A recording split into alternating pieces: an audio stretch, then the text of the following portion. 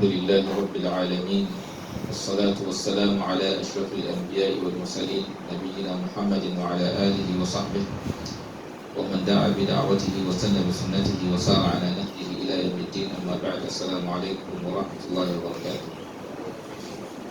If I'm not mistaken, in our Tafseer yesterday we paused on verse 47 of our noble Surah, Surah Al-Baqarah. Allah Tabaraka wa Ta'ala is saying that Ya Bani Israel اذكروا نعمتي التي أنعمت عليكم وأني فضلتكم على العالمين. So today inshallah we'll be taking verse 48 and 49. أعوذ بالله من الشيطان الرجيم.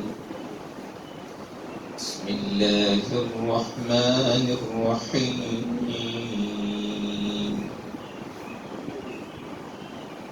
واتقوا يوما لا تجزي نفس عن نفس شيئا ولا يقبل منها شفاعة ولا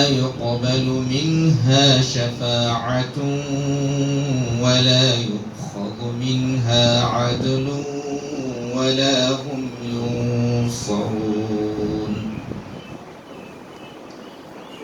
وإذ نجيناكم من آل فرعون يسومونكم سوء العذاب يذبحون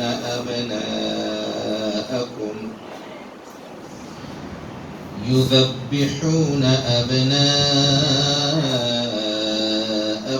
ويستحيون نساءكم وفي ذلكم بلاء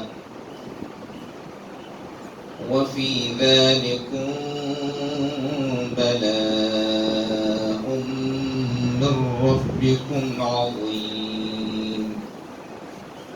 So in these noble verses of the Quran, Allah Ta'ala is saying, after reminding Bani Israel or Bani Israel, that is children of Israel, of the bounties or His favors that He has bestowed upon them, then Allah Ta'ala now went further in this verse to say that وَاتَّقُوا يَوْمًا, be conscious of a day, لَا تَجْزِي نَفْسٌ عَنْ نَفْسٍ شَيْئًا, that no soul will be of benefit to another soul. That's the last day. It is a day that no matter how close anyone is to you, he doesn't care about you that day. His thinking is about himself. That's why Allah Ta'ala in another verse of the Quran described that day as يَوْمَ يَفِرُّ الْمَرْءُ مِنْ أَخِيهِ وَأُمِّهِ وَأَبِيهِ وَصَاحِبَتِهِ وَبَنِيهِ لِكُلِّ امْرِئٍ مِّنْهُمْ يَوْمَئِذٍ شَأْنٌ يُغْنِيهِ. So Allah Ta'ala, so in this noble verse, He said, يَوْمَ يَفِرُّ الْمَرْءُ مِنْ أَخِيهِ. It is a day that one runs away from his brother. No one cares. يَفِرُّ الْمَرْءُ مِنْ أَخِيهِ وَأُمِّهِ وَأَبِيهِ, from his mother and his father. وَصَاحِبَتِهِ وَبَنِيهِ, his partner, and his children. Why? Allah Tabaraka wa Ta'ala says, لِكُلِّ امْرِئٍ مِّنْهُمْ يَوْمَئِذٍ شَأْنٌ يُغْنِيهِ. Every soul that day is concerned about himself. And somewhere also Allah Tabaraka wa Ta'ala described that day as يَوْمَ لَا يَنْفَعُ مَالٌ وَلَا بَنُونَ إِلَّا مَنْ أَتَى اللَّهَ بِقَلْبٍ سَلِيمٍ.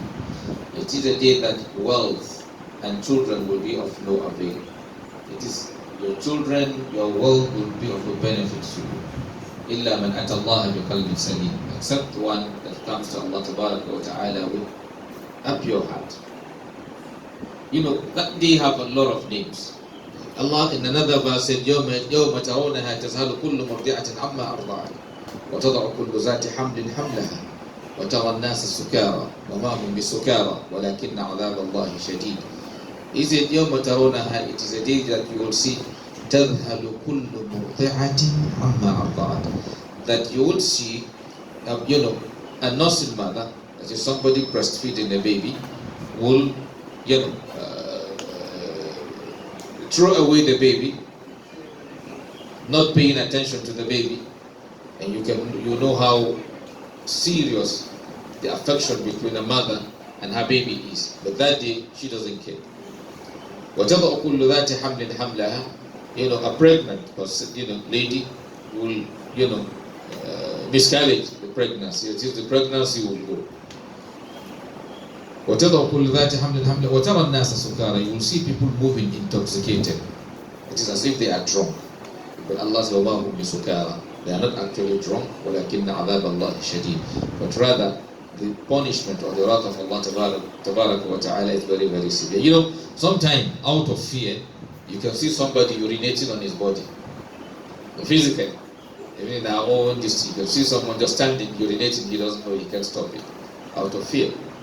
So it is a day that Allah Tabaraka wa Ta'ala is cautioning us that we should what? Try to protect ourselves from the problems of that day. وَاتَّقُوا يَوْمًا لَا تَجْزِي نَفْسٌ عَنْ نَفْسٍ شَيْئًا وَلَا يُقْبَلُ مِنْهَا شَفَاعَةٌ. And no intercession will be accepted. لَا يُقْبَلُ مِنْهَا شَفَاعَةٌ. No intercession will be accepted. You cannot come that day and say, okay, you want to intercede for somebody. Meaning you want to beg Allah on behalf of anybody. Allah won't listen to you. You will not even think of that because you are not even thinking about anyone. Talk less of coming to even intercede for somebody. Until you think of somebody, that is when you will talk of what? Interceding for the person or begging on behalf of the person. But rather you are more disturbed. You are disturbed that day about your own self.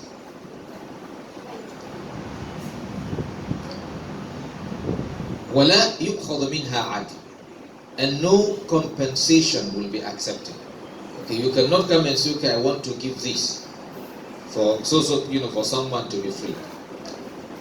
No compensation. وَلَا يُؤْخَذُ مِنْهَا عَدْلٌ. And Allah says, وَلَا هُمْ يُنصَرُونَ. And they will not be helped. No one is there to help anybody that day. Everyone is on his own. So what will save everyone that day, ultimately, is your iman and your deed. That's what Allah Tabaraka wa Ta'ala said in a verse in Surah Al-Asr. He said, وَالْعَصْرِ إِنَّ الْإِنسَانَ لَفِي خُسْرٍ إِلَّا الَّذِينَ آمَنُوا وَعَمِلُوا الصَّالِحَاتِ. Allah says, وَالْعَصْرِ, I swear by the time, إِنَّ الْإِنسَانَ, that certainly man, لَفِي خُسْرٍ, is in loss.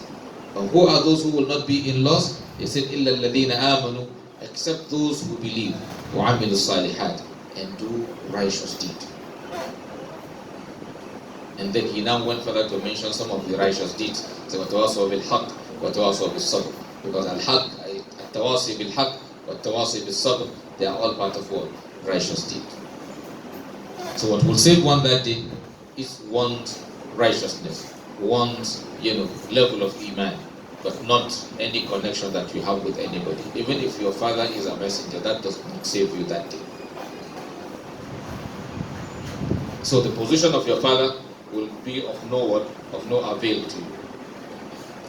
He said, وَاتَّقُوا يَوْمًا لَا تَجْزِي نَفْسٌ عَنْ نَفْسٍ شَيْئًا وَلَا يُقْبَلُ مِنْهَا شَفَاعَةٌ وَلَا يُؤْخَذُ مِنْهَا عَدْلٌ وَلَا هُمْ يُنصَرُونَ. Then he now went further to say, وَإِذْ نَجَّيْنَاكُمْ.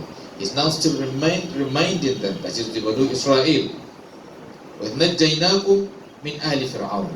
And remember, when we saved you from the people of Fir'aun, that is Fir'aun's people. Allah is reminding them of a situation they were in at a point before He saved them. So, إِذْ نَجَّيْنَاكُمْ, remember when we saved you, مِنْ آلِ فِرْعَوْنَ, from Fir'aun's people. Pharaoh is a name, or Fir'aun is a title for, the rulers of, the Egyptians. It's not a name for a particular person, but rather is a title. Just like you have Oba, so anyone can become Oba. So the Oba will have his name. So the title for the, for the king or maybe the emir or whatever of their own place, they call him what? Fir'aun. So Allah Ta'ala is reminding the Banu Israel of where, of the situation they found themselves while living with, while in Egypt with the Pharaoh of that time. Allah said He saved them from Pharaoh, the people of Pharaoh. They say Ali Fir'aun, usually the word Al means family. So Ali Fir'aun, instead of saying family of Fir'aun, but here it is actually standing as what? As people of, followers of Fir'aun or followers of Pharaoh. Sometimes that word can be used to indicate what? Followers of someone. So Allah wa ta'ala here is talking about the followers of Fir'aun, how they tormented, the people of Prophet Musa alayhi salatu wasalam. So now Allah wa ta'ala was reminding them how He saved them from Ali Fir'aun, from Pharaoh's people. يَسُومُونَكُمْ Ali Fir'aun يَسُومُونَكُمْ سُوءَ الْعَذَابِ. They subjected you to what? A horrible punishment, horrible torment. Then Allah now went further to mention some of the torment or some of the pains they put them through. He said, يَسُومُونَكُمْ سُوءَ الْعَذَابِ يُذَبِّحُونَ أَبْنَاءَكُمْ. They kill the male children among your people. وَيَسْتَحْيُونَ نِسَاءَكُمْ. And they save the female ones. That is, they kill the male children and they save the female children. And what actually happened was that, Pharaoh had a trick which was interpreted for him by some dream interpreters of his own time, that what that dream stands for or means is that a child is going to be born, and a male child from among the people of Prophet Musa, that is from Banu Israel, that child will be responsible for the collapse of his throne. That is, that child will result in the end of his throne. And now, in order to stop that, then it was suggested to him that, okay, if any male child, because it is a male child that will do that, so any male child born of them should be what? Slaughtered, should be killed. That was the suggestion, which he decided to use that.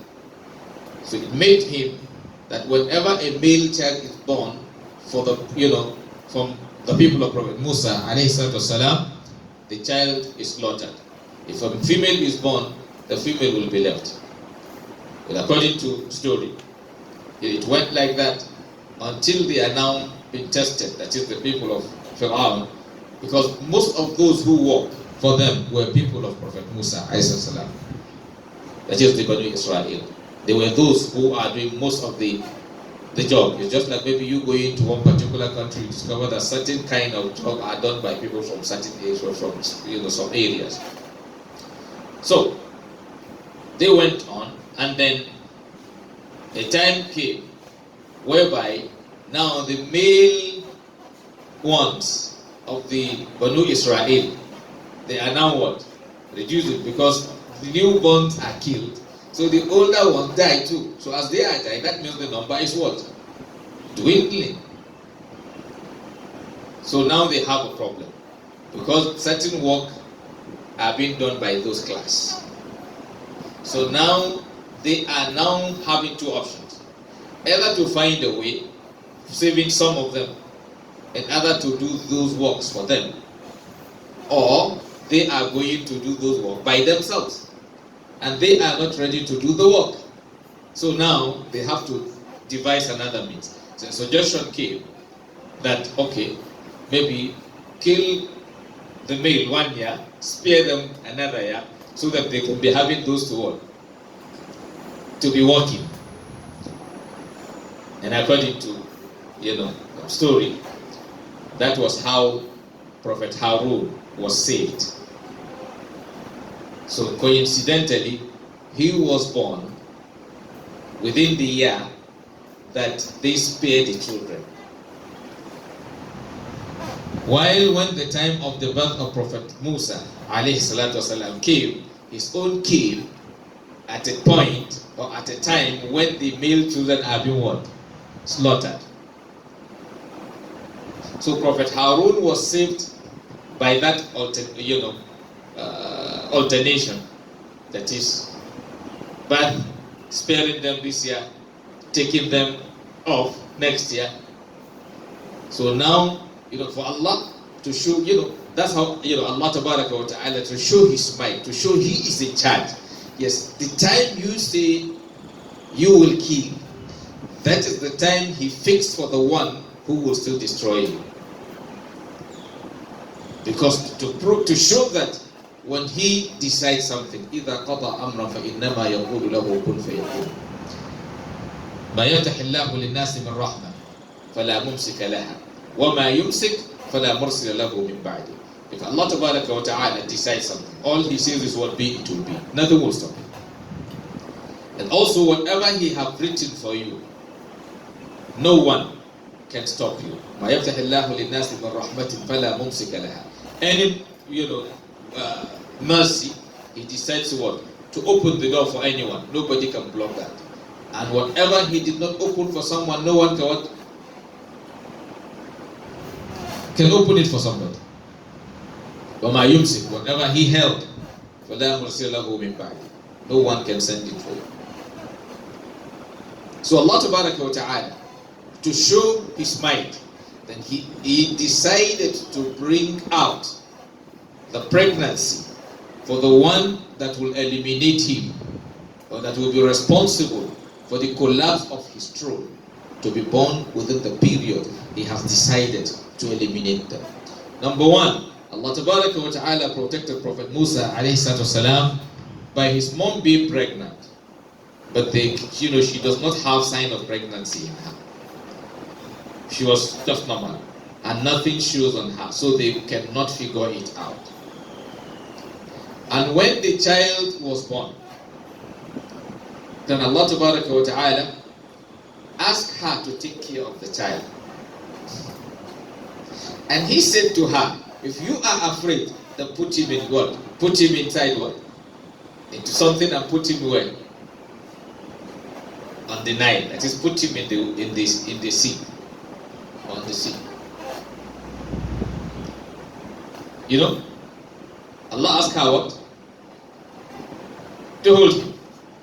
If she take that choice, nothing will happen. Allah will know how to protect him. Then if she is afraid, then she should what? He said, وَإِذَا خِفْتِ عَلَيْهِ فَأَلْقِيهِ فِي الْيَمِّ. They say, وَلَا تَخَافِي وَلَا تَحْزَنِي. He said, put him in the sea, and don't fear. لَا تَخَافِي. Don't fear, وَلَا تَحْزَنِي. And do not grieve. He said to her, إِنَّا رَادُوهُ إِلَيْكِ. We will return him back to you. وَجَاعِلُوهُ مِنَ الْمُرْسَلِينَ. I will put him among the messengers.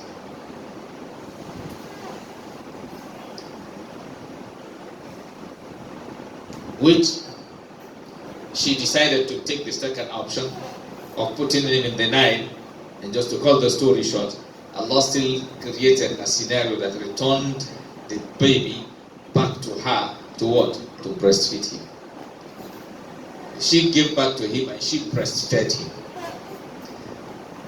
She was breastfeeding him to her as her own son, and to them she is breastfeeding him as what? As a nasal mother, as what? A foster mother. So Allah wa Ta'ala reminded them that they kill their male children and they free their female children. Then Allah said, وَفِي ذَلِكُمْ, in that, بَلَاءٌ مِنْ رَبِّكُمْ. There is a test from your Lord, Azim, a great one. So in a nutshell, there are a lot of lessons we can learn from these two verses. Basically, we need to remember that a day is coming that we are going to account for our deeds, and we need to be conscious of our deeds. Today, if we have an ummah, if we have a community, if we have Muslims who are conscious of a day that no one can assist you, no one cares about you, then some of the vices or some of the crises we are having, we won't have it. Because as Muslims, you know that your hereafter is determined by how you lived in this world. That is, what gives you Jannah or gives you hell is about your worldly life. Your worldly life determines where you end. If you live in this world as commanded by Allah, you are guaranteed Jannah. If you live in this world according to your own desire, then you end up in hell.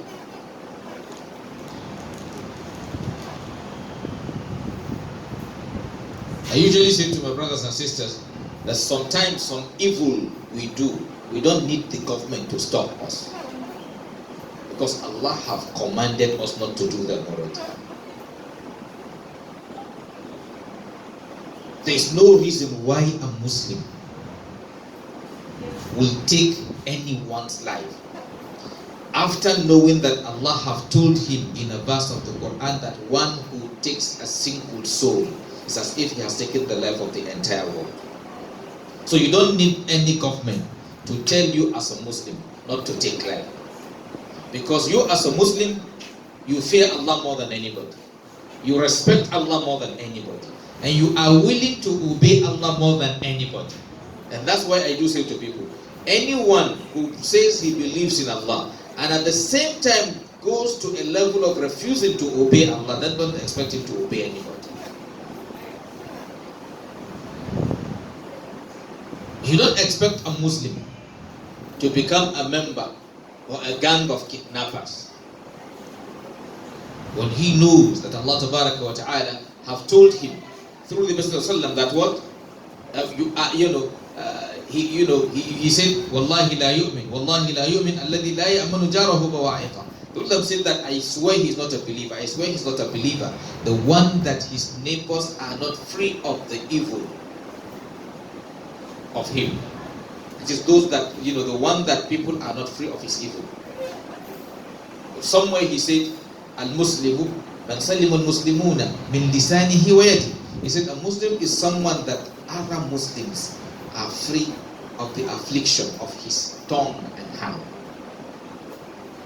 Then you wait for government to make law for you before you know that you're not supposed to use your tongue to harm others. When that becomes part and parcel of your deed. When you wait for government to tell you not to cheat people in the market, when Allah have already told you that وَيْلٌ لِلْمُطَفِّفِينَ الَّذِينَ إِذَا اكْتَالُوا عَلَى النَّاسِ يَسْتَوْفُونَ وَإِذَا كَالُوهُمْ أَوْ وَزَنُوهُمْ يُخْسِرُونَ أَلَا يَظُنُّ أُولَٰئِكَ أَنَّهُمْ مَبْعُوثُونَ لِيَوْمٍ عَظِيمٍ. A Muslim is supposed to be more decent, more responsible, more God conscious than any other person. Because he's someone who checks his actions. Because he's remembered that a day is coming. Whether he likes it or not, he's going to stand before Allah Ta'ala. A mu'min believes in death. So if you like, kill somebody, but you will still die. So virtually everybody will die. إِنَّكَ مَيِّتٌ وَإِنَّهُ مَيِّتٌ. Even in the course of deen, you are even cautioned by Allah Ta'ala to what?